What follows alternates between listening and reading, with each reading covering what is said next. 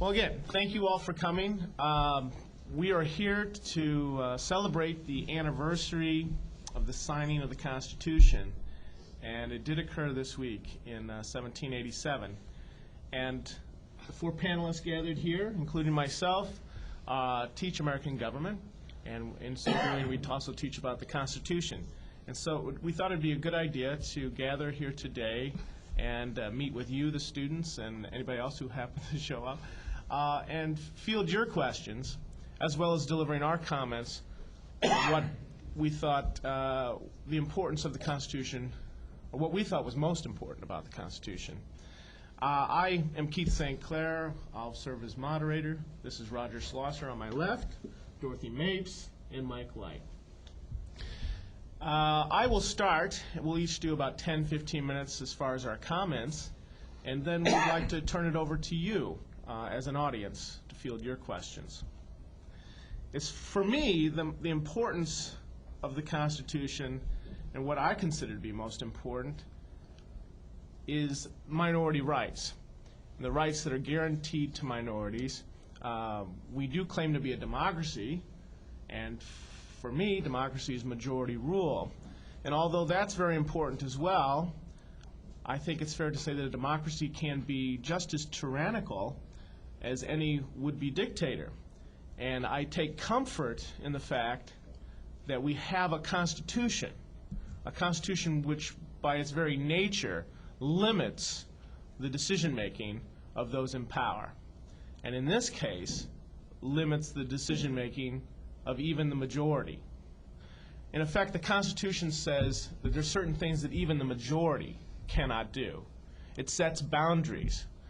That is the benefit and the nature of having a Constitution. And I certainly would not want to be one who lives in a democracy without constitutional limitations on that majority. And in particular, of all of the rights that are in the Constitution, the one that is of most concern to me of late, and by that I mean since September 11th, has been the disregard for one's appeal, one's guaranteed right of appeal for a writ of habeas corpus.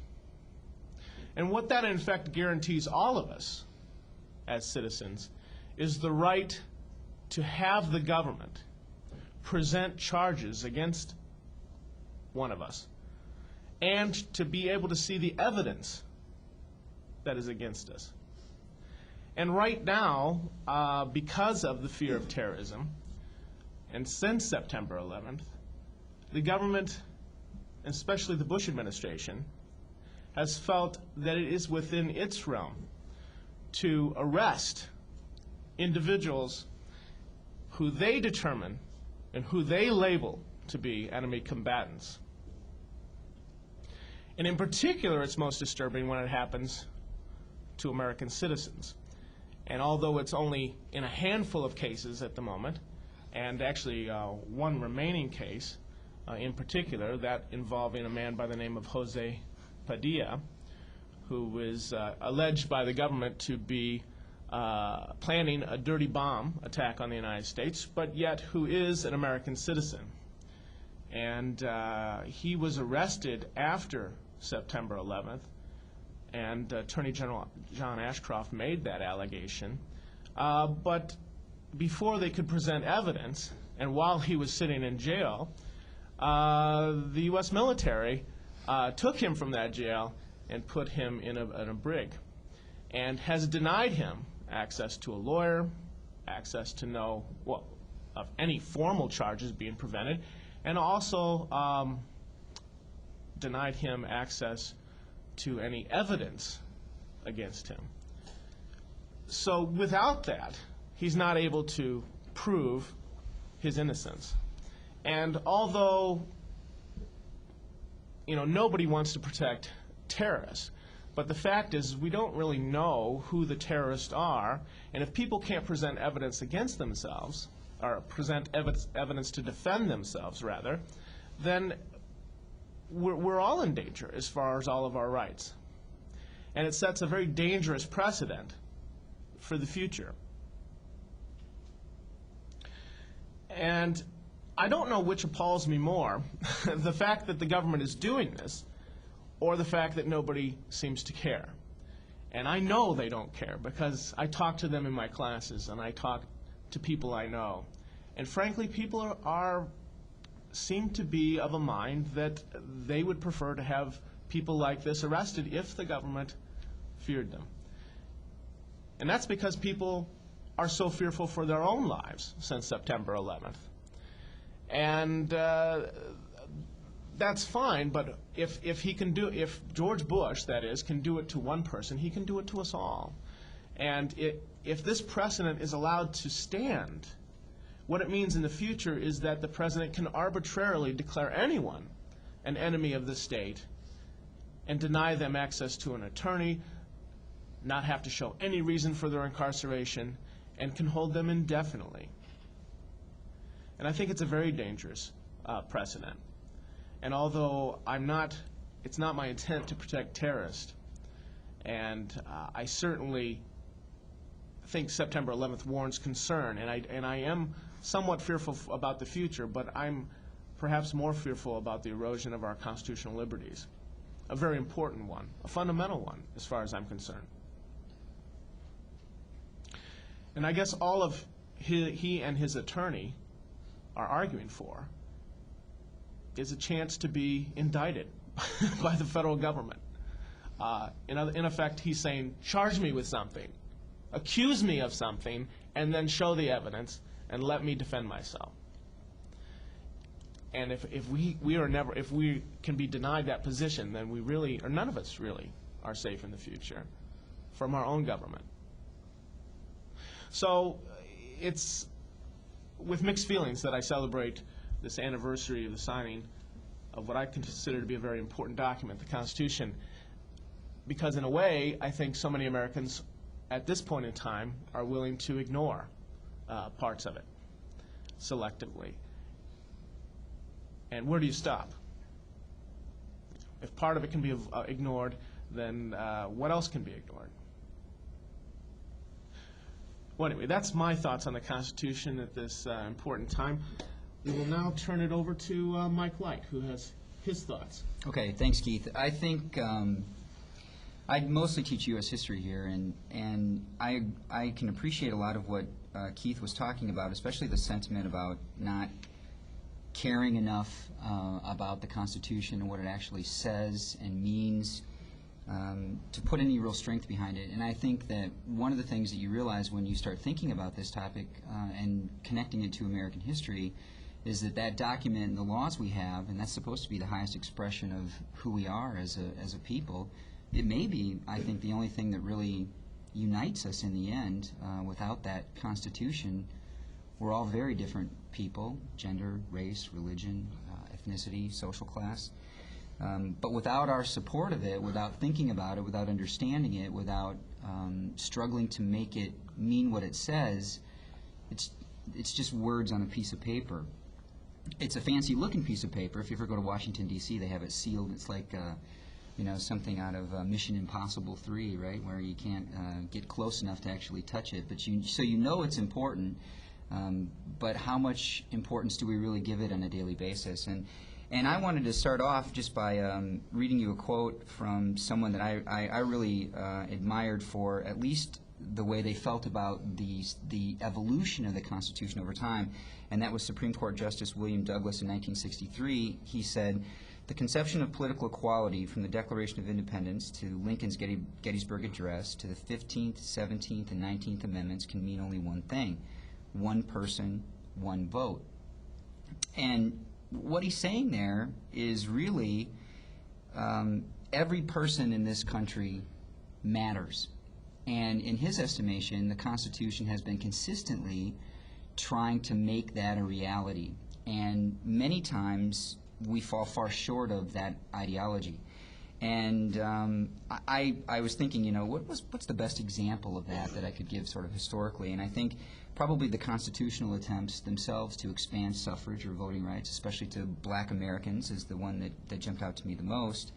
And I think the lesson here is that, like I said, this document's only as strong as we make it. It's our responsibility. And so I chose as sort of just a case study the Civil War amendments, those 3 amendments to the Constitution that were passed at the end of the Civil War, that attempted, in my estimation, to do away with the greatest problem that's ever existed in this country's democracy, and that was the enslavement of African Americans.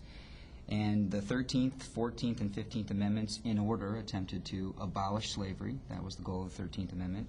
Most people believe it was the Emancipation Proclamation, but really it was the Constitution and that constitutional amendment process that did that. The 14th Amendment provided citizenship rights to any person that was born in the United States. It also allowed for citizenship rights for those who were coming here and became naturalized. And then the 15th Amendment, which made it illegal to bar suffrage or voting rights based on race, color, or previous condition of servitude. And if you know anything about American history from the Civil War up to the present, you know that despite the fact that we put those amazing ideas on paper, and make no mistake about it, those are powerful ideas. There was 100 years in which the American people actually ignored that particular process. It wasn't until the 1960s and the Civil Rights Movement that you actually began to begin to see the American people put some teeth behind that, to actually enforce it, to make it mean what it says. And, you know, that happened through things like Jim Crow laws. Many of you have probably heard of, like, the Grandfather Clause, and poll taxes and literacy tests that were used at the state and local level to deny people their suffrage rights. Interestingly enough, this hurt not only black Americans, which these laws were really intended to bring into the country in a full way, but it hurt poor whites, it hurt immigrants. But there are other examples of this, and it's occurred throughout history. I often think of most Americans believing that we've made steady progress in a lot of these areas, and that they often point to the Constitution as an example of that, and they can say, well, look at this. You know, we've been working on equality and voting rights for black Americans since the 1870s, and obviously things have gotten better. When in reality, if you look at it, we've actually taken some steps backward over time. History doesn't always play out in a positive progression as you move forward in time. We often have fits and starts. And even though we had the Civil Rights Movement and we had the Voting Rights Act of 1965, which in my estimation was completely unnecessary because all it really did was provide more stringent application for the laws that were already on the books, I still think we have trouble with that, right? And I point to all sorts of examples, one of them being voter apathy. We're never going to get to the point that Justice Douglas talked about, where one person, one vote is a reality in this country if most people refuse to exercise that right to vote.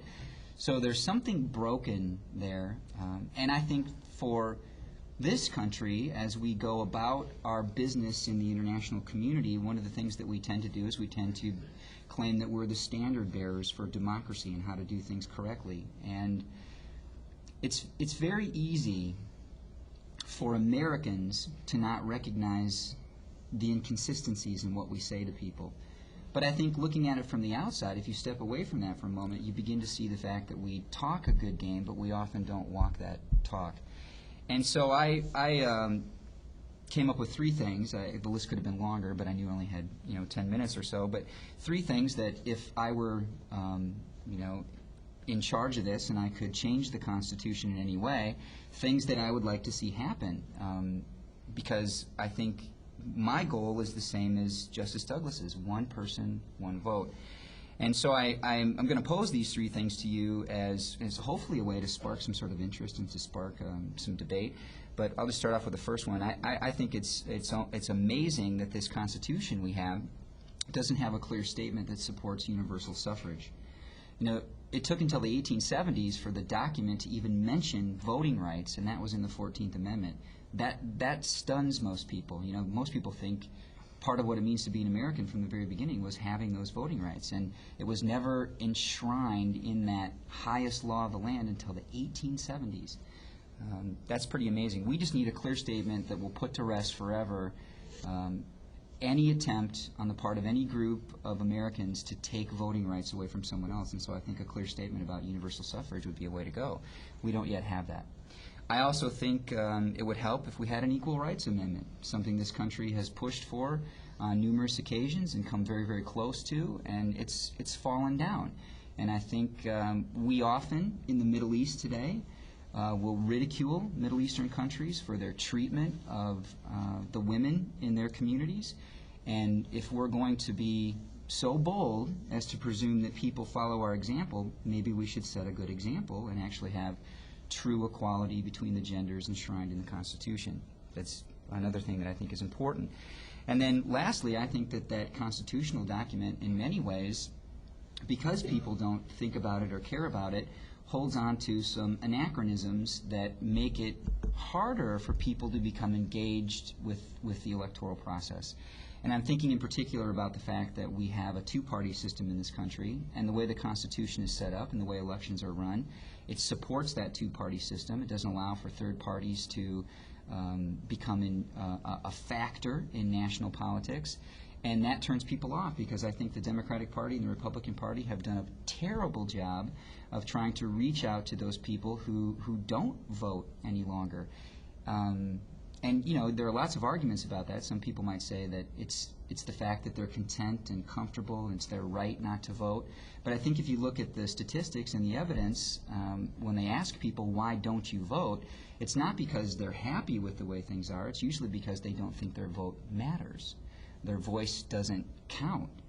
And that's a deeper problem. I mean, if we're, I guess, you know, to keep it in a modern context and not talk about it historically, if we're going to set up and be the model for democracy in Iraq, we should make sure that ours functions properly.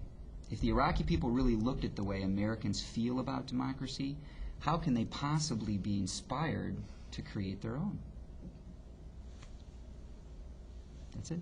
Thank you, Mike. Yeah. Roger, do you think both of you have things? There's a couple of things right off the bat that I think we ought to consider, and that is the fact that we've been talking about democracy, ruled by the people, and we keep saying, you know, one person, one vote. My 2-year-old granddaughter is a person. She will not vote for at least 16 years. My 4-year-old granddaughter and grandson will not vote for 14 more years. The last I checked, they were people. My 8-year-old grandson will not vote for 10 more years. And the last I looked, he was a people. The law basically says one vote per citizen that is a registered voter. It is not one person, one vote. If we were a real democracy, it would be everyone gets to vote.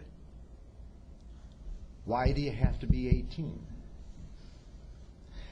In the old days, you had to own property. In the old days, you had to be a male. Look at this legacy that we keep holding on to. Why not say anybody that can show up to vote, votes? That would be a democracy. Secondly, when we in fact broke off from England, we established a written constitution. And that was really important, and I would agree with Keith. I think that is one of the fundamental things that separates us, for instance, from the British. If you were to go to England and you were to ask them, do you have a constitution, they'd say yes. And if you'd say, well, can we see it? No, you can't see it. As Mike pointed out, you go to Washington, you go to the archives, there it is, hermetically sealed in the case. See, in England, their constitution is an unwritten constitution, and it is made up of laws, statutes, precedents, court cases, royal pronouncements, all of those things, which means in the final analysis, Parliament is the final law. In our country, the Constitution is the final law. Judges, presidents, and Congress have to step back because what is said in the Constitution. That is an incredible guarantee that we have. But on the same token, Again, if we were to take a look at the Founding Fathers, several years ago, an instructor from Princeton University, Wilson Oberkluck, went back and he visited the existing libraries from all of the Founding Fathers. And he put together an anthology of the common works that they had turned to. And the anthology was The Intellectual Origins of American National Thought. And it was incredible, the things that he noticed. They all had the same, roughly the same 50 books. The Founding Fathers all went and they underlined and they wrote marginal comments and all this stuff. And the same chapters, the same paragraphs within those 50 books. So that was our common heritage. See, and as Americans, we recognize that, well, we like the action. So you look in the chapter that talks about, well, these were the things that happened to build up to the American Revolution. What we ignore is that there were an awful lot of ideas. Our Founding Fathers did not create this in a vacuum. They thought. And remember, they didn't get it right the first time. The first government we had was the Confederate States of America. Now, in the North, we don't like to say that because it sounds too much what the South was trying to resurrect in the 1860s. So we refer to them, well, we were under the Articles of Confederation. No, that was the name of the document. The government was, in fact, called the Confederate States of America. And does that put it in a different light? But you can even push it further. The Founding Fathers, everything is politically incorrect.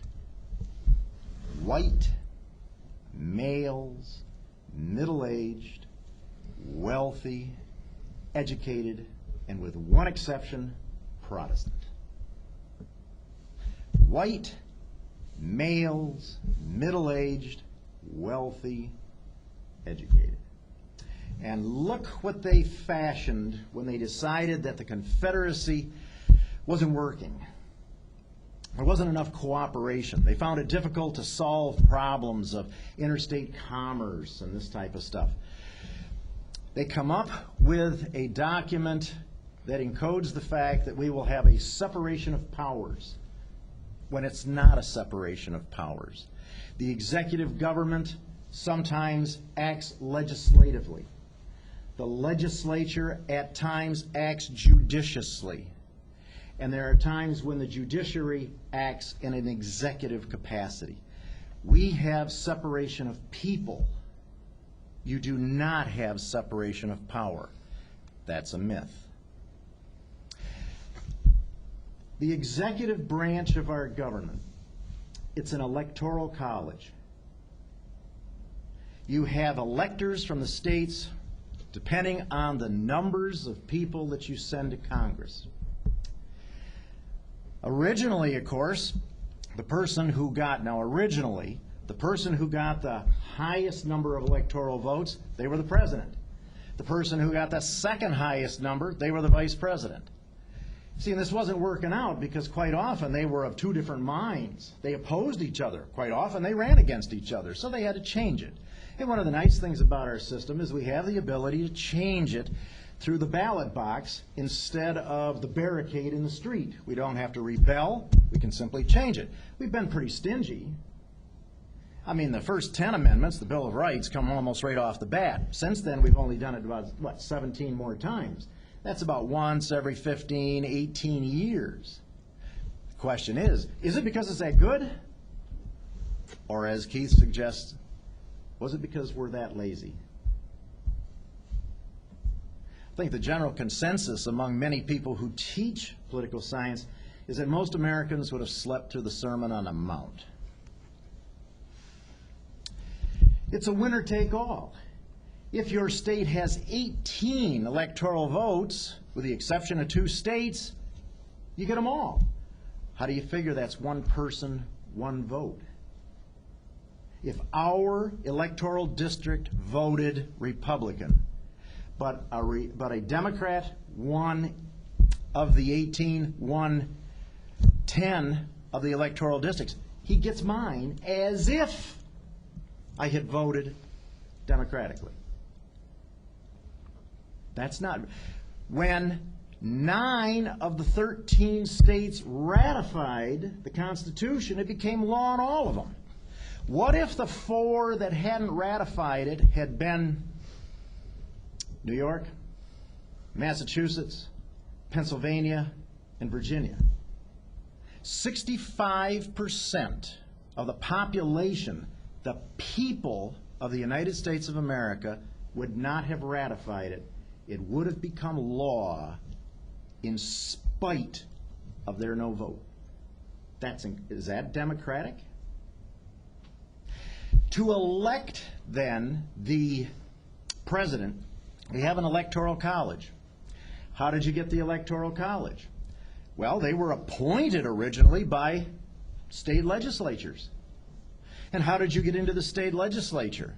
Well, you had to be chosen by the people. The people. Of that phrase, the most important word is the, not people. The. And unfortunately, many of us in the United States no longer do much with grammar, because the is the definitive article. It means that those people are defined. And who were those people? They were white, males, middle-aged, property owners, and educated enough that they could read. And whom did those people elect as state legislators? White, males, middle-aged, wealthy, educated. And whom did those state legislators always appoint? White, male, middle-aged, wealthy, educated people. Who has been president of this republic since the beginning? White, males, middle-aged, educated, wealthy. Do you think that's a mistake? I don't. It's rigged. Second branch of government. How do you get, and we're seeing the process right now, how do you get every federal judge, not just the Supreme Court, circuit courts, hundreds people, district courts, how do you get everyone? They are appointed by an undemocratically elected president to the fourth power. And how long do they sit? Forever. Oh, that's democratic. And then when you take a look at the legislature, the Senate, regardless of size, geographically, population, 2. They ratify all appointments. They ratify all formal treaties. And they must sign on every bill that becomes law. 2 from each state. Point I'm trying to make. The textbook I use is called Democracy Under Pressure. I spend about a week with my students and point out there is nothing democratic about the American Constitution. And the crowning achievement of it, the appendix at the back has the Declaration of Independence, and it has the Constitution and all the amendments. There's one conspicuous word that is absent, the word democracy. It does not show up in any formal document of the United States of America as a noun or a verb. The obvious question is why? And the obvious answer, the founding fathers, those white, males, middle-aged, wealthy, educated guys, had no intentions of founding a democracy. I pledge allegiance to the flag of the United States of America and to the republic. That ain't democratic. That's a republic. China's a republic. Russia's a republic. France is a republic. Mexico's a republic. And so are we. There's nothing, in fact, democratic about our system. But if you hear it enough, you start believing it. But there's nothing. It does not show up in any official document of the United States as a noun or a verb. And there's a good reason. Founding fathers had no intentions of founding a republic or a democracy. They had a republic. Thanks, Raj. Dorothy, Clean if up? you would. Yes. Clear it up for us. Clear up, right. Okay, I do not disagree with one thing that any of my colleagues have said. On the other hand, I am a tremendous admirer of the Constitution. I think it is an amazing document. You might say, well, how could you not disagree with what these folks have said? I think because getting the rights that we enjoy has taken a very long time. It's been very painful. Raj is right. The Founding Fathers did not include in the Constitution more than half the people sitting in this room. Ladies, you're out, despite what Mrs. Adams said to John as he rode off. You know, please include the ladies. I don't know if he wanted to, but it wasn't feasible at the time, and we know that. All the African Americans in the room, forget it, folks. You weren't part of it, okay? As for voting, that was left to the states, okay? And the states made the rules, and the states decided if you were a white male over 21, you could vote if you owned enough property, you paid enough in taxes. In other words, if you had enough of vested interest to make sure things didn't get screwed up too badly. The rest of us didn't have a vested interest. The ladies would look for husbands, right, ladies? Used to be when I was young, which was eons ago. Women went to college to get an MRS. That was their degree. Any of you here looking for an MRS? Maybe. That's okay. That's cool. I did. Got it. Got a few other degrees along the way as well. And I guess that gets me to the point, the times have changed. Where are some of the foundations of where we're at? Magna Carta. Some of you heard of it. If you were awake in your class, I can see some people here not even paying attention. They're not awake. Okay? Magna Carta, that great document in the beginning, was designed, habeas corpus, been mentioned, jury by your peers and so forth. Cool. Except it only applied to the nobles, which were relatively few people, okay?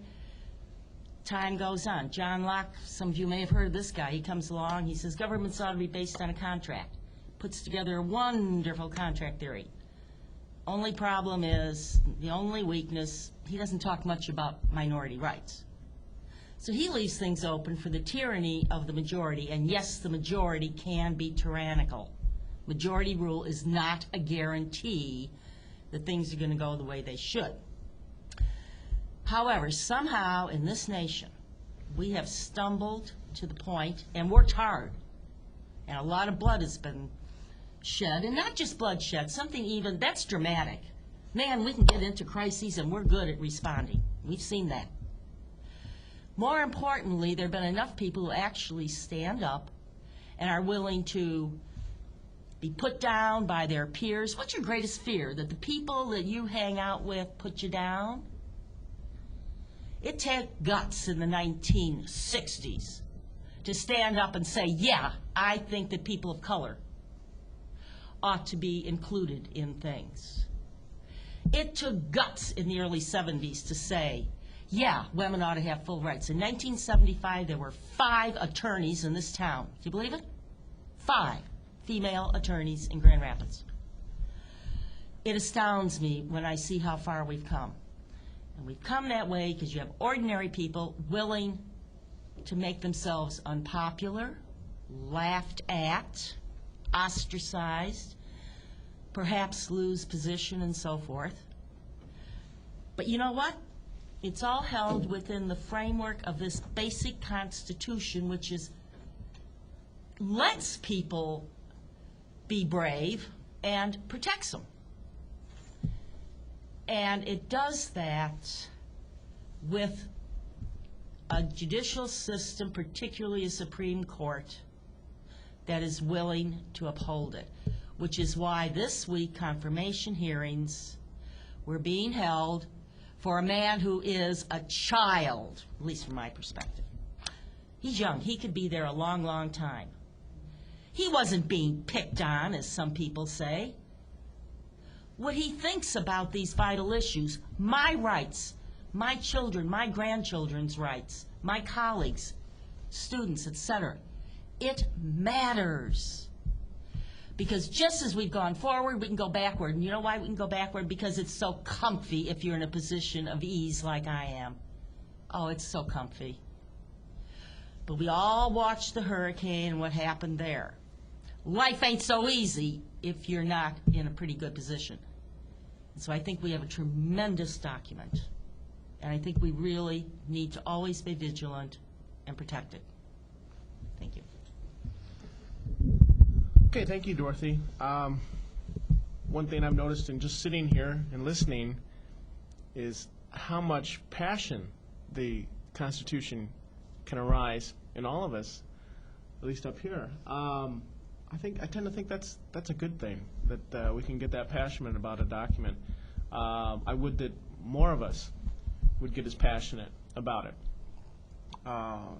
It hurts to think that we might be at a wake here talking about a good friend who's passed away and is remember when the Constitution did this, remember when it was great to do that, and it's a shame that it's gone, or it's not the living document that it used to be. I hope that's not the case. Well, why don't I just turn it out to the audience and have you, if you have any questions, and if you don't worry, because I and my colleagues up here, I'm sure, have plenty of questions in reaction to what was said. But if there is anyone in the audience who has questions, I'll have the annoying habit of repeating it because this is being recorded. So whether you say it softly or loudly, I'll repeat the question. Is there any questions? Yes, you in the back. In the opening, you spoke about suspending the right of habeas corpus in post-9/11. Is it not unheard of for administration to do that in times of war, though, and Constitution Annex to Lincoln? I might have my facts myself on this, but I'm just curious if... No, there is a precedent, but I think the one that comes to my mind is when Abraham Lincoln suspended the writ of habeas corpus, I think in 1862, in the middle of the Civil War. And the Constitution does allow for that right to be suspended in times of war or insurrection. Insurrection maybe is the better term. As I understand it, the Supreme Court later said that was inappropriate. And I don't think it's ever been supported after the fact by the Supreme Court. And so, in that sense, for the courts to roll over in this current situation and not apply it, I think sets a more dangerous precedent than has been set in the past. Yes? Do you think that we could help the Iraqi people learn from our mistakes, or are we too prideful? Do we think we can help the Iraqi people with democracy, or are we too what? Prideful. Does anybody want to tackle that? No, I made that comment earlier, so I guess I'll start off a response to it. I really have a problem with the whole idea of trying to impose a democratic system in the first place. I don't think that cultural change, whether it's political or religious, works very well at the point of a gun. In the end, you end up creating more resentment than you do converts to what you're actually trying to accomplish. And I look at what we're doing in Iraq, and I tell my classes this routinely, that I see a continuous history on the part of white governments from the colonial period forward that have tried to force cultural change on groups of people that they believe are making mistakes. And so your question about do I think that we can help the Iraqis learn from their mistakes? I think we have a lot to learn from our own mistakes, and we don't focus on that quite enough to be able to go out and say to someone else, we do things properly and we can tell you the correct way to live. I think that there's a huge amount of egotism in that. And that's not the way that you win friends. If I just put that in a personal situation, if somebody were to come to me and say, listen, I don't think you're doing things correctly, and I think you should do it exactly like I'm doing it, and I'm going to show you and force you how to do it the way I do it, and from this point forward you'll be a better person. You won't be making mistakes. I would take huge offense at that. I would probably resist that with everything that I had.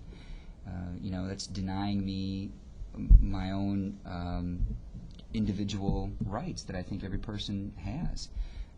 So I don't know that I even like the whole idea that we're attempting to force a democratic solution on a country that expressed very little desire for democracy in the beginning. There are other ways we could do it, I think, that are better than through force. I have a comment on that one. It is appropriate to look at the Iraqis and what they're going through right now and trying to come up with a constitution for themselves. And it is very reminiscent of what we went through over 200 years ago. I think if a democracy is to be successful in Iraq on any level, not that we are a pure democracy by any means, nor will they be, but to experiment with any democracy whatsoever, it requires a great deal of faith, not in God, but in one's fellow man, one's fellow citizens, one's neighbors. And if that faith is not there, then democracy will cease to work. And the same holds true for us in our society. And the question is, do they have that? Do they trust each other enough? I mean, you are in effect turning over the major decisions to your society to the masses. That requires an incredible amount of faith. I find that faith tested in myself constantly. When I go to the mall, you look at people, how they're dressed, how they treat their kids, and you want to know, should this person be deciding whether or not my wife has access to an abortion, whether or not we go to war with another country? And sometimes I have to really doubt that. But nevertheless, I always do find that faith in the end, for lack of a better system. Well, yeah, to answer your question about the democracy and so forth, sometimes I think because we do have such a society that we do have great faith in, at least those of us who believe in the Constitution and so forth, we went into Iraq, I think, as a nation the same way we went into Vietnam. We knew nothing about the culture. There were a few specialists, going, ugh. I happen to know of one of them saying, look, guys, as was pointed out, you cannot go into a culture that's far older. They have a much older collective memory than we do. We talked about going back 200 years, and I talked about all the difficulties about getting where we're at. I think to go in and think that you can present what works so well for us to a culture that is far older and has far more of a memory was just impossible. Plus, we maybe didn't realize, most of us, Iraq is a nation that was artificially created less than 100 years ago, which is why you have the three groups there that you've all heard about who have ancient dislikes, and I'm using the word dislike just to be kind of polite. What we're trying to do is, I would maintain, almost impossible. Almost impossible. Noble, ideally, perhaps, but not feasible. And part of the reason is history's boring. I only need to know what I'm going to do tomorrow. And that attitude gets us in so much trouble, and it costs us so many lives and a national debt. And that's another topic, the debt, but we'll save it for another forum. Yes. I just wanted to tag on to what Dorothy said and comment based on what Roger had said previously. Iraq did not exclude the people that didn't agree, which is what our founding fathers did. The Native Americans were not involved in any of the discussion about what was going to happen to their land. And the people that philosophically did not read those same books that was mentioned They weren't in the talks, and we're trying to force on Iraq. We're saying you've got to include all these people who disagree with you and come to some conclusion that's beneficial to everybody. We wouldn't have come to the same conclusion if all the people had been at the table. So. Of course, we didn't have a foreign power pointing guns at all of us either, walking the streets, making sure that was the case. It'd be nice if they did it on their own. That's right. If you have a question, I'm going to hand you the microphone so that it can be on the tape. So it might take a second to get it all the way over to you. So. Well, yes. What you just said just speaks to the issue of. Thank you. What you just said speaks to the issue of buying into something too. If you have a part of it, then you're going to agree to be governed more easily. I mean, you have to consent to be governed if your system is going to work. So if these people aren't a part of it, then they don't feel as though they have a say-so in it and what's going to happen and so forth. Like you said, in our system, we didn't do that. We just shut them out, and so it was easier. If I could just say something in reference to the question too, that in our situation, the rest of the world does not view the United States vis-a-vis our Constitution. They probably don't know any more about our Constitution than many of our own citizens do. And when they see an American, they don't say, there's a bearer of a wonderful Constitution. What they see is someone that has an incredibly high standard of living, which is probably the product of exploitation. And so our presence there, even if we've helped them, even if we've helped the Sunni or the Kurds or the Shia, no matter whom we've kind of stepped in and helped in that quagmire between the Tigris and the Euphrates, within time, they're going to again see us as, Keith had said, a colonial, and Mike had said, a colonial type power that is just there dictating it, and that the impression throughout the world has been that we were there, no weapons of mass destruction. He did not much more than a half a dozen dictators, Saddam Hussein, throughout the world that we had supported at one time or another. It was oil. And was that a good policy or not? Are you paying more now than you were before? It's been a good policy for somebody. And those people aren't foolish. They realize that. They know. They know. They're pumping more oil than they have in the past. And yet, and the biggest thing, the biggest concern that we have to face here, and I'm here to tell you that people are going to start to become much more conscious of it, is that not only will the oil prices continue, and we're coming in the northern states, we're coming into heating oil problems, but China is going to start manufacturing their own cars. 1/4 of the population of the world lives in China, and they're all going to be driving a car. What's going to happen to oil then? They could double it, they could triple, they could quadruple the amount of oil in the next 10 years, and we will get less in this country. Now you say, well, fine, we'll just come up with the hybrid cars. But who's going to afford the hybrid cars? Wealthier people.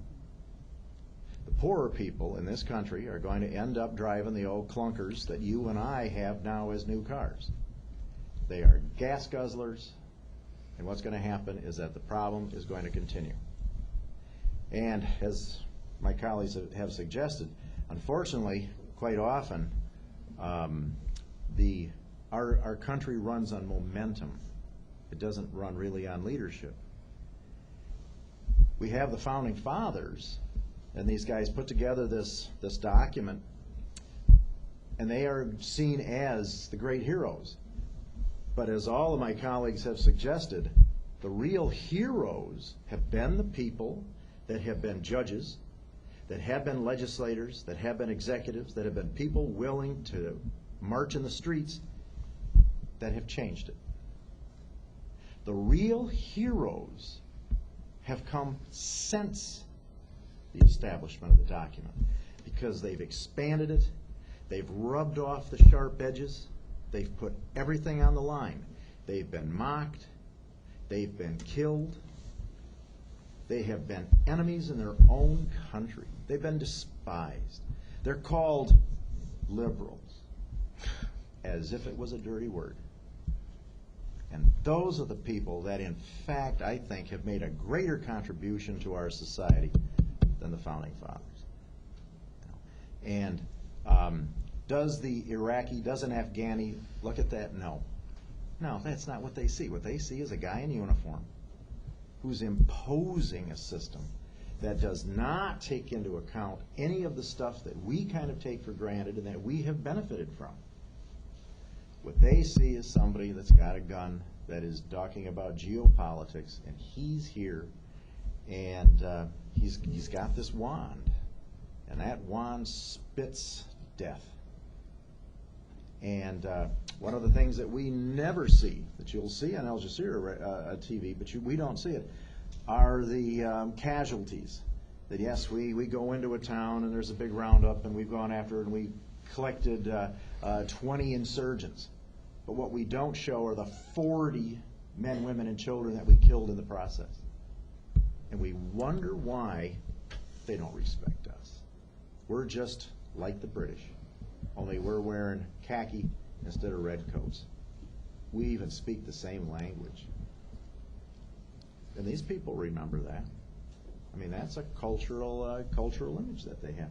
So no, I don't think that they respect us. I don't think that they're learning a thing, except about the fact that we're big, we're powerful, we want their natural resources. And I think that I was on a panel several years ago, shortly after the invasion of Iraq started, and several of the people on that panel a couple years ago forecast the fact that this was not going to pan out. And I think that would be the general consensus of people who teach history and political science today, is that we're trying to impose a system. And I mean, if I'm a drug addict, I can still give good advice to my kids about not taking drugs. I mean, I can smoke cigarettes. And you might say, well, that's kind of hypocritical, isn't it? Yes, but it's still good advice. That's the image we would like to think is happening. But I think if you talk to the average person in the street, it's not what they're seeing, and that's not what they're thinking at all. And we're bullies. And it comes with power, and we've got to resign ourselves that to the fact that that's how people are going to see us. Regardless of how much good we do, if we're doing any good, they're going to see us as bullies, because this is their country. They have a history. We have a tremendous ability in our society, as Dorothy had said, to ignore history and to just kind of go with the flow, to make changes. We're very, very adaptable. We accommodate. We make deals. That's the business of America. But older societies, what they have is their history and those ancient hatreds, those ancient taboos. And we're a young country. We kind of ignore history. And I mean, if you take a look at the founding of our republic, we practiced genocide. There was ethnic cleansing that we practiced on Native Americans. We denied incredible numbers of people rights. If you were certain religious groups, you did not vote. If you were Catholic, if you were a Quaker, you did not have certain rights in several of the 13 colonies. And Pennsylvania was one of the few that was very accommodating to people, but it was clearly an exception. So right from the get-go, see, we played those types of games, but we've kind of forgotten and forgiven. And we can't understand why other countries don't. Why can't the Shia and the Sunni get together? What's the matter with those Kurds? Well, just cut a deal, make a deal, compromise. We have no, as Dorothy said, we have no idea how deep their history runs. And but we're there all of a sudden, we've got the weapons. We're in charge. We have the power. And what the people see, they do not like. And even if we're trying to help them, don't like it. And it's in part the physical brutality, but it's also our ignorance. We just don't get it. We don't understand. Yes. The document, the Constitution, if you had to rewrite it today, how easy would it be? Knowing that the word compromise is used in our textbook quite often back in those days when there was two plans to compromise for. Part of the problem is we don't want to use the word rewrite the Constitution. We have to amend it to death to make it do what we want it to do. How would you think that would go if we wanted to rewrite it today based on the cultural diversity, and how easy of a process would that be? Well, the process is very much laid out in the Constitution. But if you had to rewrite it, let's just say you had to, you were the founding fathers. What would I change? Yes. Is that the question? I think I'd maybe clean up the Electoral College, maybe do away with the Electoral College completely. I know one of the panelists talked about that. Mike talked about creating a universal suffrage. Right now we have, in many states, people who have committed a felony are denied their right to vote for the rest of their lives in that state. That right is permanently taken away from them. I think that as long as they've paid their debt to society, and once they're released, they should be able to vote. I don't see this permanent disenfranchisement, which many people see as very racist, because many of them happen to be minorities. We saw that even in Florida. The War Powers Act is a law, and it was meant to clean up somewhat of a contradiction in the Constitution, the fact that it's Congress who declares war, and yet it's the president who has to wage the war, and yet you can't have one without the other. And we found in modern times that very often the president takes the lead in that. But I think in the Iraqi case, the Congress did authorize the use of force, rather foolishly, I thought, but I thought that was roughly the same thing. But still, there does seem to be a need of further clarification. The War Powers Act, I find, somewhat insufficient there. What were some of the other powers? Roger talked about the separation of powers not being as clear as many believe it to be. And I guess that, I don't know, maybe Roger could comment on whether it should be more clear or whether he's okay with it. Roger, are you okay with the way it is right now, or would you have it more clear? I think by the very nature, for instance, let's say a school district, you have the administration, you have the superintendent, and then you have a school board. School board is supposed to establish policy. The superintendent is supposed to do it. And yet we all know the superintendent comes to that school board and tells them, hey, I think you ought to come up with a policy for X, Y, and Z. And they sometimes do it. Also, there are times when members of a school board will go to the superintendent and his principals, et cetera, and tell them, we really think you ought to be administrating it this way. There's a constant interaction. I think it's just human nature. So it would seem to me that if we were going to start over and start to redo it, you'd have to divide it. There's the structure of our government. Is it time to change that? I mean, we've been playing this game for 200 and some years. Is it that good? I mean, as Keith said, we have the right to have a constitutional convention, but you open it up and you open up everything. Maybe it is time to change that, change the structure. What is so sacred about the structure of that has been established in our Constitution? It's worked, but they've also worked around it. Secondly, there are those guarantees. There's that Bill of Rights. Maybe it's time to expand it. Maybe it's time to clarify it. Maybe it's time to actually come out and actually say what we have interpreted. Why leave it up to a court? Do it. Why not just come right out and say, women have the same rights as men. Minorities have the same rights. Just that simple. And I don't think you have to be a Philadelphia lawyer to sort out some of that crap. Just come out and say it. And I know it's politically incorrect to, say things just boldly and this thing. But we're, maybe it's time that we did stuff like this. Just let's not play the games. Let's just come out and say, And I don't think we have to make it negative, but I think it's time to maybe be more forthright, be more clear on what is in fact being said. And so if I have always advocated in my classes it's time to change. Absolutely, it's time to change this thing. And in the 60s, when at least Dorothy and I were young, there were movements as a result of the war in Vietnam, segregation in the United States, in the South, apartheid, and then what was happening with Cesar Chavez and the exploitation of migrants in the West, that we took to the streets.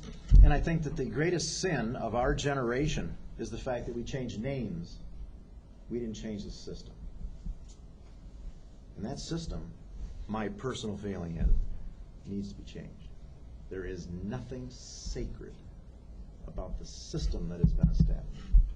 So in changing the Constitution, would you further clarify the distinctions between the separation of powers, or you're not bothered by that? Maybe it's time for a parliamentary system where, why should it be locked in that you're stuck? We set it up on a 2-4-6 rotation, and you're stuck with this guy as a president. And what would happen if, under the parliamentary system, he loses that vote of confidence? Okay, maybe it's time for the guy to leave after 2 years instead of having to stick around for another 4. And I would have a lot of sympathy, and I think that in turn you could also open it up and give everybody the vote. I don't understand why and I'm here to tell you, I think my 4-year-old could vote better. I certainly could brainwash him a lot easier than I could uncles and aunts that are 80. Well, that's a good point, bringing up a parliamentary system. I find it interesting to note that we gave Iraq a parliamentary system, not a presidential system like our own. I don't know what that says about our system in doing that. Dorothy, Mike, any comments? I'm not sold on the parliamentary idea. You're not sold on that? I'm not sold on that, no, for a variety of reasons. What struck me is, we're talking about what's right, what's wrong, and so forth, pointing out all the wrongs and everything. Yeah, that's true, and it's hard, but it would be really easy. Just give the president all the power he wants, and as long as you obey him and you are patriotic, you will have no problem. That's how dictatorships work. And many people would probably be very comfortable with that. Oh, in this absolutely. country. Absolutely. That's more frightening than anything. Mm-hmm. And I think that question's a great one, because the idea is, how hard would it be to rewrite the Constitution? I'm not sure that I still believe that the Constitution is something you need to scrap in favor of a parliamentary system, although the idea is intriguing. But I think, in my estimation, what it is it's a lack of will. I think often we say the right things. We say the things that most of us deep down believe in, but we don't take the time to even make those things a reality. And so maybe it's not about scrapping what we have, but caring about what we have enough to actually protect it and make it a reality. And I think that's been our biggest weakness throughout our history. It's the ideology that was embodied in the Declaration of Independence and even in the Articles of Confederation and then in the Constitution, it has inspired people throughout the globe to do amazing things. And some of those people became our enemies. I mean, I think of someone like Ho Chi Minh, during the Vietnam War era, who was, on one level, an admirer of Jefferson and the Constitution of the United States. And the thing that he always said was that the United States just doesn't practice what it preaches, that there's something good there. We would never expect that to come from someone who is a communist, right? But I think there's a lack of will on the part of the American people, and you see it every time there's an election. I think that's the biggest problem in our country that makes our Constitution not what it should be. So I think it's a great question. It's something to think about, that idea of the work that it takes. Imagine how, I do think it would be almost impossible to scrap and rewrite, but I don't think that's necessary. I think maybe it just requires a little bit more care and attention to what we have. Well, what part would you change? Well, I already gave you 3 examples of what I would change, right? I mean, I want an amendment that outlines universal suffrage once and for all. I want an equal rights amendment. I would like to see the Electoral College. That's one structural change I would like to see go away. I think the Electoral College is an anachronism. It turns people off to the voting process. It supports two parties. There are things we could do to make this more effective without scrapping the whole thing. Yeah, and another thing, see, is our congressional system, although the word party does not show up in the Constitution, we are a two-party system, and it's by virtue of the fact that the way our Constitution is constructed. If, in fact, it was something of a parliamentary system, you would find that people would have more avenues and venues around which to express their wants and their needs. And third parties, they're an anomaly in our system. And Roger, don't you think that's so unnatural to try to force the diversity of this country into a two-party system? Absolutely. It makes no sense whatsoever. Yeah, I would totally agree with you. But we've been doing it from the beginning. I would say we're a one-party system right now. One of my old instructors was a Republican, and he was in the state legislature, and he once made the comment that the only difference between Democrats and Republicans is the angle and the speed at which they approach problems. And after having been around for more than 60 years, I'm inclined to agree with him. Democrats are sharper and faster. I'm sure that's what he meant. Yeah. Well, Mike, would you lower the voting age to 16? I don't have a problem with that. I mean, Roger wants to lower it to 4, so I don't see any problem with 16. 4? Is that what you want, Ron? I want no voting age, no property rights, no gender, no reading ability, no writing ability, no age. If you're in this country, you get to vote. And if we get 20 million South Americans to be on vacation, give them a vote. The bigger the family, the more say. All those people from Europe that come to Disneyland, give them a vote. That's your plot to have the Irish take over America, I think. Well, They have bigger families. You have another question? I'm going to go all the way over here.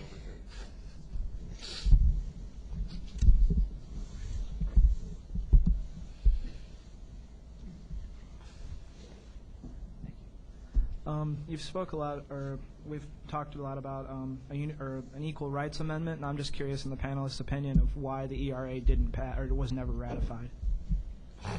women didn't have the money.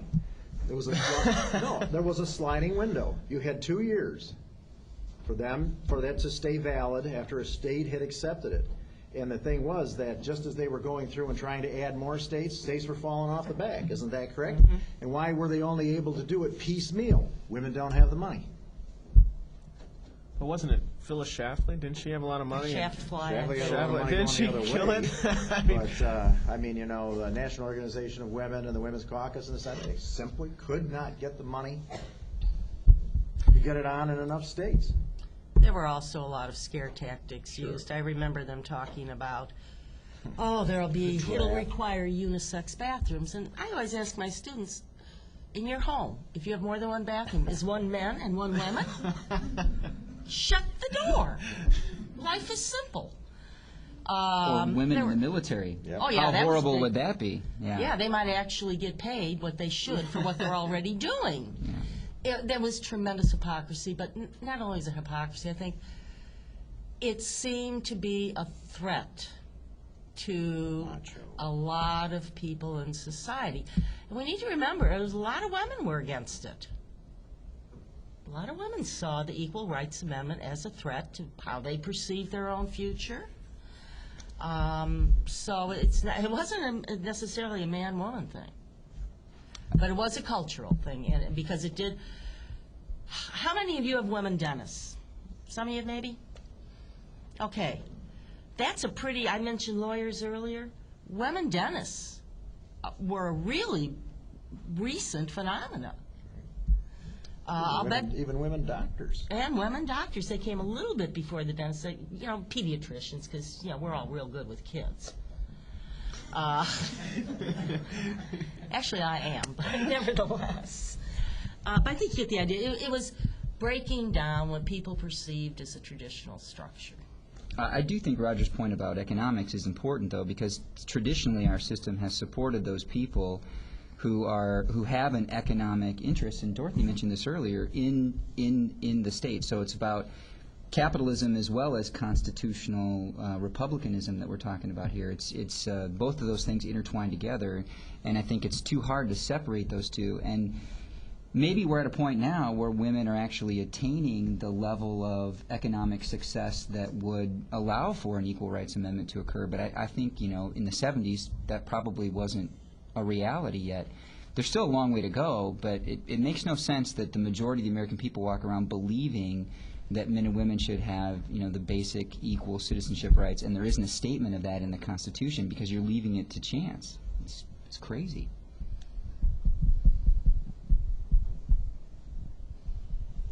Hi.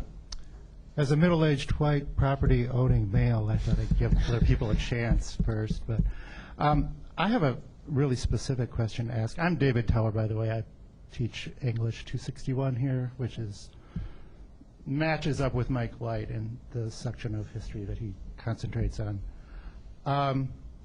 In the Constitution, in Article 1, Section 2, there's that famous 3/5 clause about who is represented in elections for the Congress. And we look at a text in our English class called 12 Years a Slave about an African-American man who is kidnapped into slavery for 12 years. And while he's a slave, he overhears a conversation between two white men. One is an abolitionist and the other is a slaveholder. And the slaveholder uses the Constitution as justification for his position and the fact that slaves are slaves. He says the Constitution tells us that African Americans are less than human. Now, I think, the idea of rewriting the Constitution is really appealing to me because I think that one little clause still has power.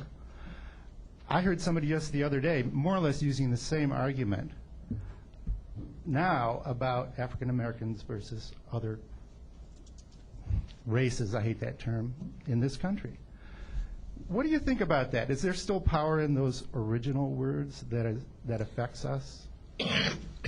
I definitely believe that we haven't done enough to erase those vestiges of slavery. And a lot of it is cultural, but I think there's a good portion of it, a good chunk of it, that's also constitutional and legal. And I think people always get turned off by this when, if you were to say to someone that the American political system is racist, that freaks people out. And my point always is it's not so much that you have individuals who may harbor racism, but the structures that built this country, the framework of the country, has racism embedded in it. And have we done enough to get rid of that? I think the amendments I brought up, the 13th, 14th, and 15th Amendments, along with the 3/5 Compromise, are classic examples of where we've tried to make things right, but there's a lack of will behind it. That 3/5 Compromise is a classic example of the problem with American democracy, is that we claim to do all these wonderful things at the same time that we were denying humanity to millions of African Americans and stealing their labor for hundreds of years. And I don't know that we've done enough since 1965 to actually overcome that. We sort of the Voting Rights Act was passed in 1965, the Civil Rights Movement ended, everything's better. We're not going to talk about it, you can't focus on it, you can't think about it, because it's too hard to think about what that might mean and how we might effectively change things. So, David, I think your point is well taken. I think it's still with us in really strong ways. But do we have the will to actually look hard enough and the wherewithal to change the things that are required to make it go away? I'm not sure we do. The risk of sounding Pollyannish and so forth, I think perhaps here we have a generational difference. You said that, to be racist, it's embarrassing to say. I can tell you right now, in the 50s and early 60s, there was nothing embarrassing about it. Absolutely nothing.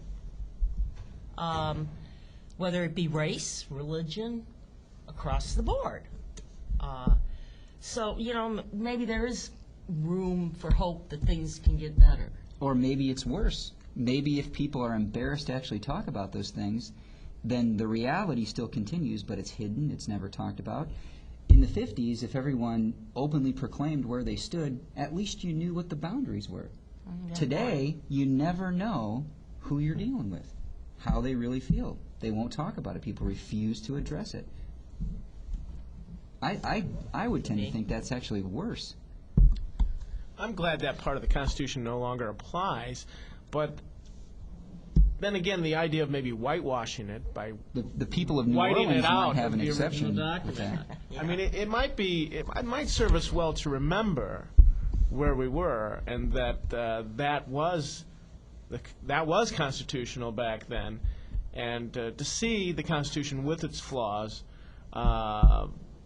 perhaps might be somewhat educational for future generations, rather than to just rewrite the document so that it's invisible, that we, lest we forget it. So I don't know. As long as it doesn't apply, as long as that portion of the Constitution is superseded by amendments, I'm not fearful of leaving that original wording in there. Another thing to keep in mind is that one of the very positive things in our system is that we have the right to amend. It's also very negative. They could amend it and go back.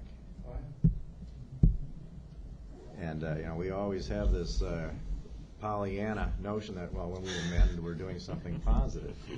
And under these hard times, you would never get an amendment now that would deal with any type of that dealt with rights in this time thing, and it's simply the wake of 9/11.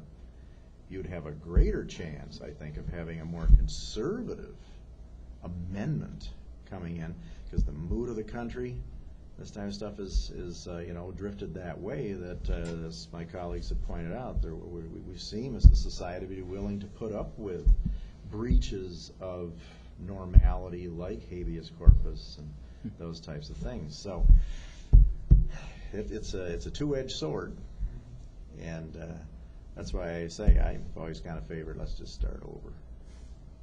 I mean, one of the more naive things that most of us have is that this is just going to go on. We have the oldest written Constitution still being used in the world today. Now, there are older constitutions, but we have the oldest written Constitution that is still used in the world today. And what does that tell us? I don't know. It says something about us. Apparently we think it's pretty good, or we're so apathetic we don't want to change it or don't need to change it. But what does it tell you about the rest of the world? They've all changed. They have all changed. And I mean, change is inevitable. It's going to happen. And it's the old story. 2,500 years ago, Plato and Aristotle walking across the agora, and Plato says to Aristotle, Athens, very remarkable, the jewel of the Aegean Sea, is that ever going to change? And Aristotle said, this is Athens, it'll never change. 2,000 years ago, Cicero walking down the forum with Julius, and Cicero says, Rome. Whoa, Rome. Will it ever change? And Julius would look at him and say, you must be nuts. All roads lead to Rome. 200 years ago, Edward walking down Pall Mall with Charles. London. My God, London. British Empire. Will it ever end? And I'm sure he would have said, you must be daft. The sun never sets on the British Empire. I ask you, fellow Americans, the United States, ever going to change? Oh, Mr. Schlosser, lighten up, man. This is America. It ain't ever going to change. While I have the microphone, I want to add one other note, which kind of ties in here. I lived 2 years in Kuwait, and I think I want to just bring up this point because I think it's important for us to remember. I think we tend to think of Arabs as monolithic, and when we say they don't like the fact that we're there, or that's really not the case at all. I lived in Kuwait amongst Sunni and Shia and Chaldeans and Christians, and well, Chaldeans are Christians. But anyway, they're extremely diverse, and if we think that they are childlike in any way in their perception of what's going on, that's not true. But I got that perception from some of the things that were said earlier, and I just wanted to make that point. Well, I know Dorothy has been everywhere from Morocco all across North Africa to Egypt, and I think she would concur with that it's not monolithic. It's not, nearly as, there's a lot of diversity, and those people in many ways are pretty well informed of things that are going on. And but there isn't that, help me here. There's not that single worldview and single ideology that sometimes we as Westerners and North Americans and United Statesers that we sometimes project.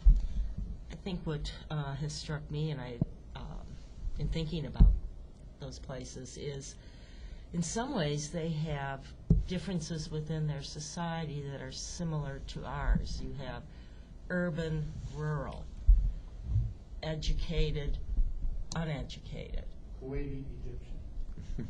Well, I'm even thinking within Egypt, in the cities, in Cairo, modern city, despite the donkeys on the street, and the cars, they kind of mix with the cars, but, women fashionably dressed and so forth, men wearing their American costume of baseball hat and jeans. That seems to be pretty global.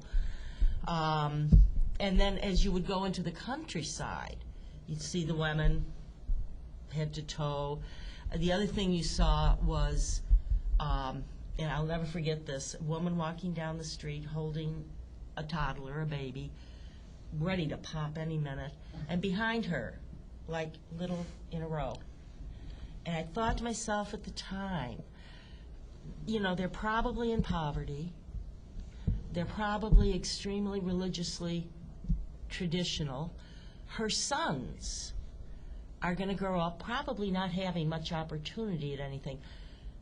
You talk about being ripe to be recruited to die for your God and to never question things. It's scary. Part of it's rooted in poverty, sheer poverty, which Americans haven't seen much of until the scenes out of New Orleans, and that struck me too. Just, it's ripe.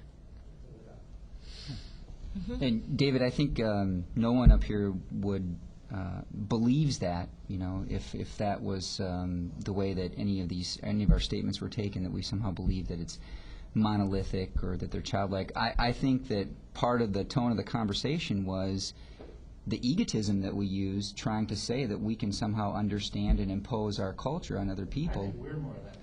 Yeah, well, we're the ones probably with the problem here, lack of depth of understanding and knowledge, and certainly everyone recognizes Iraq as a really complicated place, and I would agree with Dorothy. It's an artificial state to begin with, and if we give them the ability to choose their own destiny, I'm fairly confident we're not going to be happy with what they choose. So.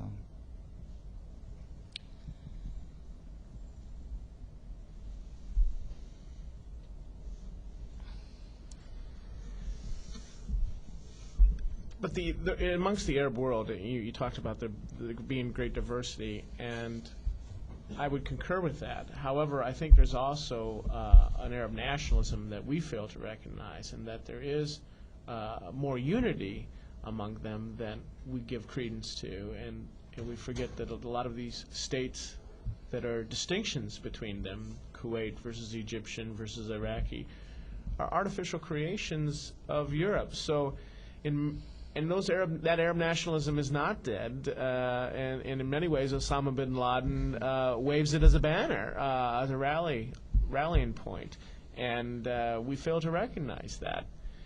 And yet, even here in the United States, the status quo holds, and people are reluctant to change as national identity changes within the makeup of the various regions. As more and more Mexicans come into the United States, should they ever want to become independent, or if Texas or California tries to secede from the Union again, we've already shown once in our history that wouldn't be tolerated, and yet we don't find it unreasonable at all that the Chechens want to secede from Russia, And it almost seems reasonable, since so many of the people who live there are unhappy. Why not grant them that request? Should we change the Constitution to allow a formal means of secession for states who want out? Like maybe the blue states. Well, even if you take a look at this last election, it brought a very interesting alliance.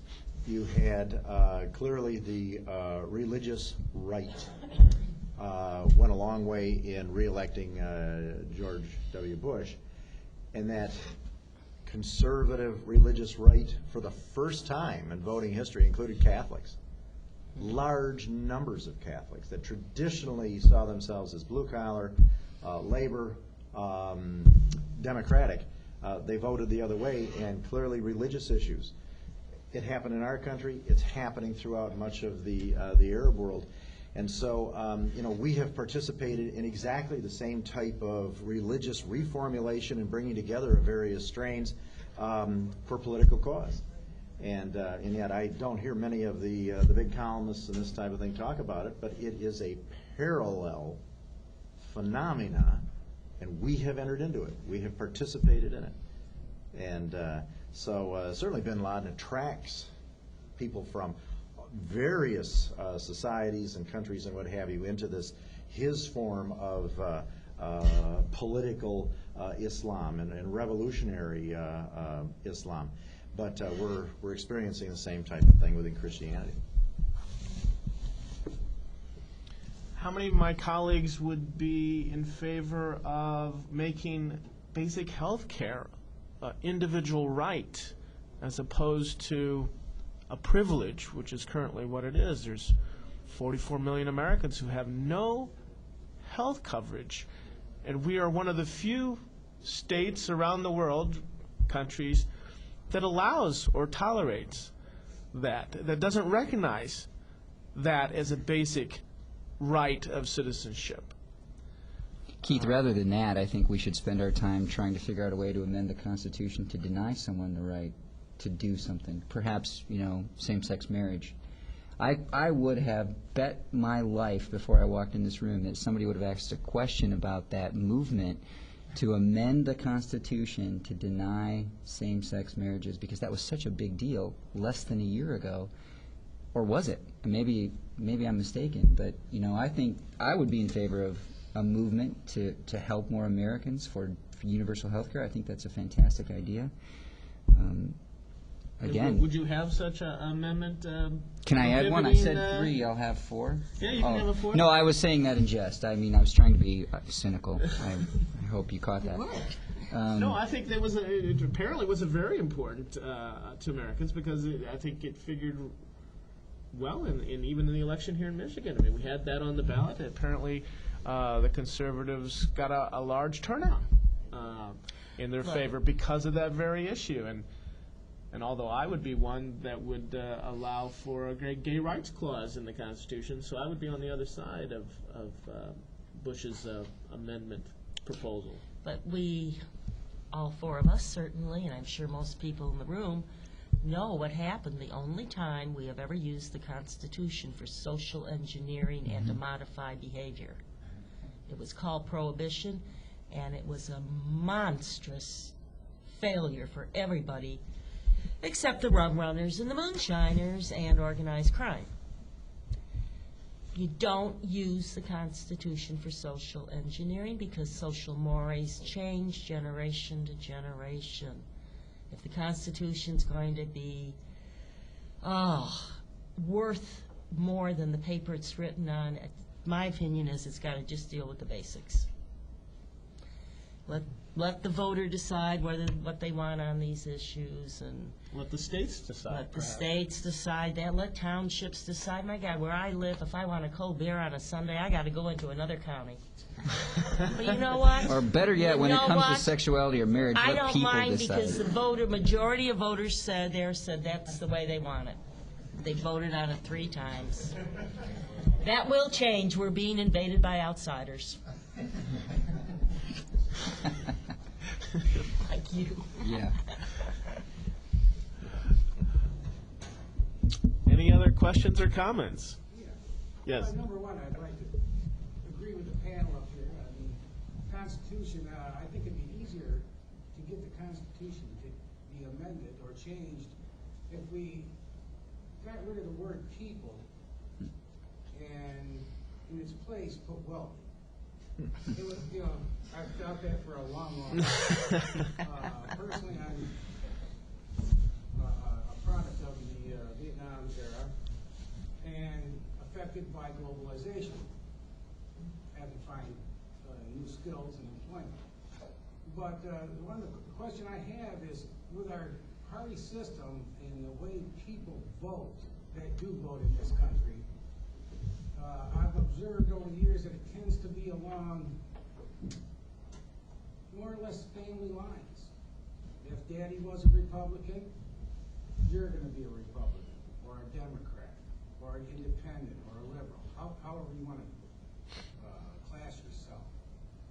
Do you think that we would be able to get more effective change for the people of this country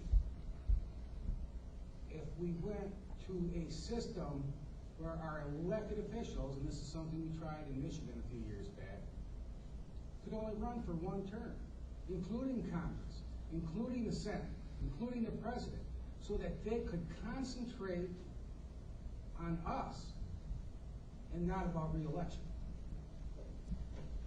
Well, myself, I'm not in favor of term limits. The framers of our Constitution, the writers of it, debated that very point, and they decided not to put term limits in the Constitution. I think it creates a situation, well, roughly what we have now with the president. George Bush is a lame duck. He doesn't have to run again. He doesn't have to stand before the people. I think that if he did, it might change some of his policies. I think. Is that what the impeachment process is all about? I think impeachment is best left in situations where there's actual wrongdoing, criminality. I don't think it was meant to be like a means of removing the executive like in a parliamentary system. I don't think that was its intent. I would hate to use that in that way because I don't think that was its original intent. Any other comment on that? Yeah, even here in Michigan where we have the term limits, some of the people who were very supportive of it have come to the conclusion it wasn't a good idea because you don't have any sort of collective memory in your legislature and you don't have the experience that is often needed to get to compromise, which is really what brings things forward. And the bad part is when you don't have that experience and so forth, somebody does, and it's going to be the lobbyists. And with term limits, the lobbyists and those types of interests, I won't call them special because every interest group thinks they're special. But, and I too get very upset with poor use of language. But my point is they've got to turn to somebody for expertise or whatever, and all too often it will be people who have their group's interest at heart more so than certainly the general public. So it's like get rid of the facade of a legislative body and just hand over power to whoever, the corporations, whatever interest group it might be. It would be like eliminating the middleman. There's one of these things too where in the Constitution the word committee, congressional committee, they're not mentioned. Just grew up. Well, the way congressional committees are set up and the way the parties put people into those committees, you've got to be reelected time and time. So here you've got basically a two-party system. You play ball with that, and that's how you get appointed to those better committees that spend money.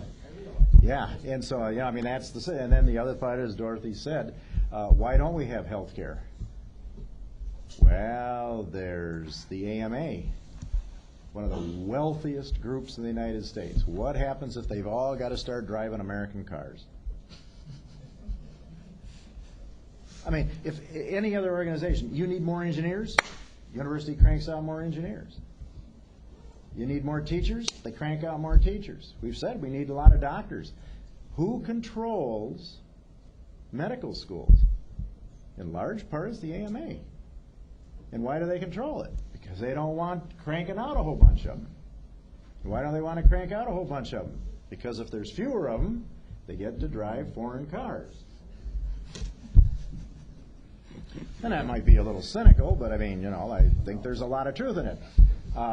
Insurance companies, they sure don't want to see nationalized insurance. Why? Whoa, there's an awful lot of money that's paid every month to insurance companies.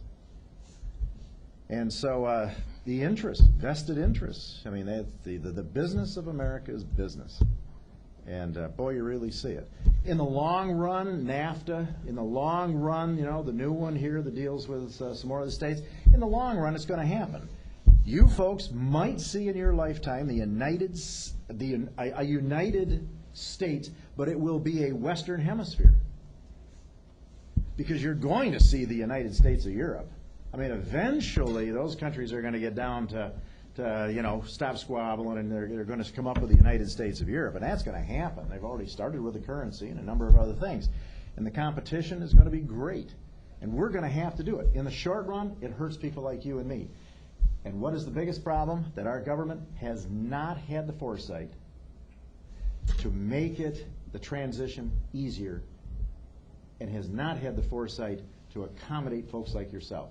They've just kind of let free enterprise in the market do it.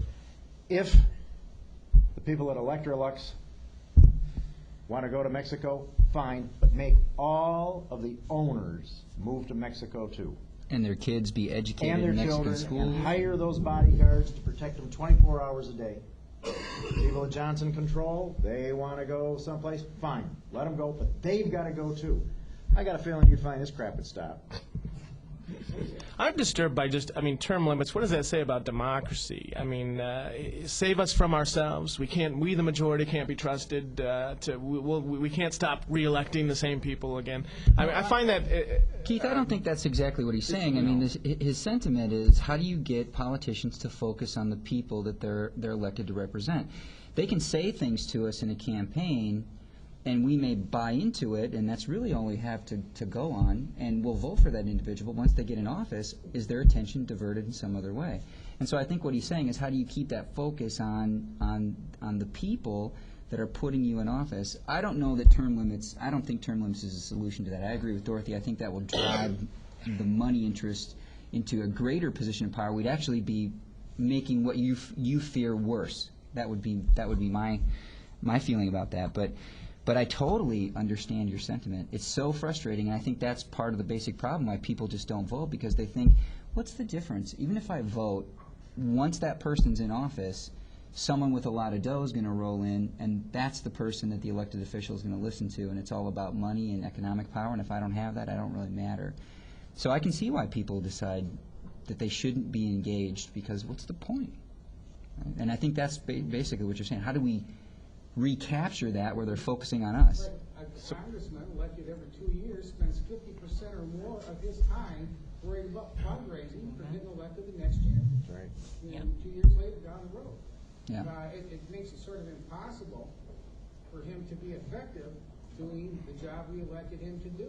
Well, maybe something to do would be, rather than term limits, to make sure that every candidate runs on public money, and every candidate has only a set amount of money that's the same as everyone else, and it doesn't matter what political party you belong to, everyone's on the same page. So perhaps amending the Constitution with some sort of campaign finance standard. We're going to have to call it. I'm getting a sign that we are over time, but I want to thank all of you. You're not over time. I was just going to say we've got about 5 minutes, but if everybody wanted to make one final comment, we have a little and then we can wrap it up there. I have to follow up on this, sorry. You talked about campaign finance. I have to agree with the columnist George Will, who I rarely agree with, but when the guy's right, he's right. He said some time ago, we keep trying to reform the finance through the various acts. It doesn't work. What we should have is full and absolute disclosure of all money donated to campaigns and candidates, and you might say, but they'll lie. Maybe they wouldn't lie if we had penalties that included anybody who violated full disclosure goes to Jackson and dances with Bubba. That, I think, might do it. All you need is one example.